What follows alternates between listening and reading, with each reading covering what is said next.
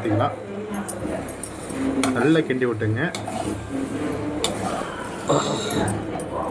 பாருங்க சூப்பராக இருக்குது. தண்ணி நல்லாவே இழுக்குது. இது அப்படியே சிம்மில் வச்சு அடுப்பை சிம்மில் வச்சு அப்படியே மூடிட்டிங்கன்னா உங்களுக்கு சூப்பரான ஒரு கோதுமை உப்புமா ரெடி ஆகிடும். பாருங்கள், மூடிடுங்க.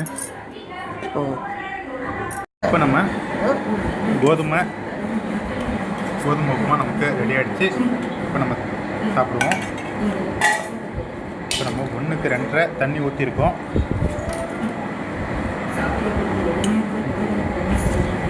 இப்போ நம்ம சட்னி தொட்டுட்டு சாப்பிட போகிறோம்.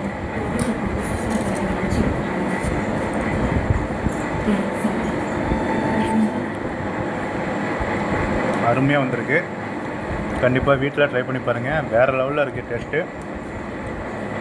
கண்டிப்பாக வீட்டில் ட்ரை பண்ணி பாருங்கள்.